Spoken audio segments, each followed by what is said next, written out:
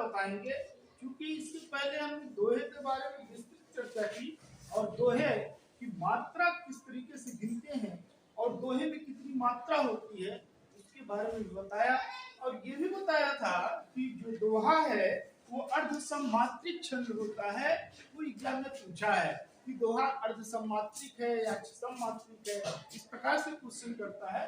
तो आप भी जानिए कि दोहा क्या है। उसी प्रकार से अगर हम आज दूसरे नंबर पे सोरठा को लेके हाजिर हुए हैं कि सोरठा क्या चीज है, इसकी गणना या इसकी मात्राओं की गिनती हम कैसे करते हैं, इसमें मात्रा कैसे लगती है, या यह अर्ध सम्मात्रिक छंद है या छंद मात्रिक है, सम्मात्रिक छंद है, तो इसके बारे में भी देखते हैं। तो आइए हम इसकी परिभाषा पे जाएं कि दोहा और सोरठा ये दोनों एक दूसरे के अपोजिट है। किस लिए? मात्रा के मामले में। इसीलिए इसकी परिभाषा में लिखा जाता है कि जो सोरठा है वो दोहे का उल्टा होता है। अर्थात मात्रा अगर गिनती की जाए पूरे लाइन की यानी दो लाइन की तो उसमें 24 मात्रा होगी, लेकिन अगर हम पहले और तीसरे चरण की बात करें तो उसमें 11 मात्रा आपको दिखाई देगी। जबकि दोहे में इसके विपरीत था। दोहे में था कि पहले और तीसरे में 13 मात्राएं होती थी और दूसरे और चौथे चरण में 11 मात्राएं थी। लेकिन अब इसमें उसका उल्टा हो गया है।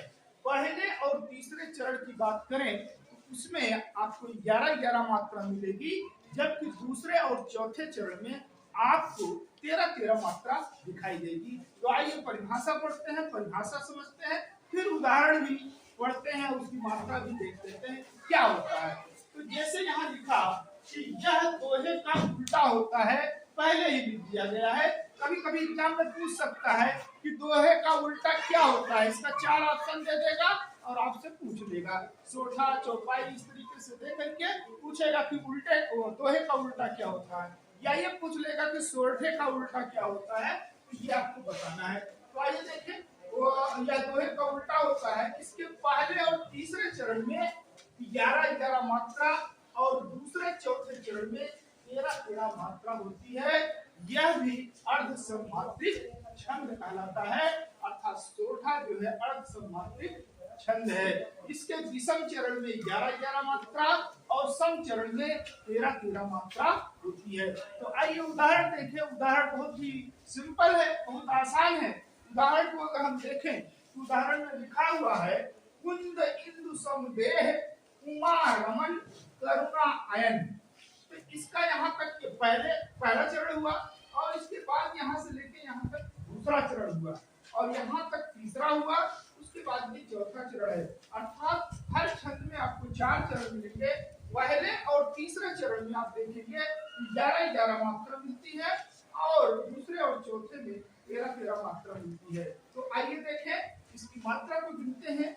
ये कु यानी क पे छोटा उपमात्रा लगा होने की वजह से आपको और छोटा उपमात्रा लगा है प्लस यहाँ अनुस्वार लगा हुआ है, तो इन दोनों को जोड़ करके इसकी 2 मात्रा बनेगी और ये केवल द है, इसमें आ जुड़ा हुआ है, एक मात्रा इसमें लगेगी।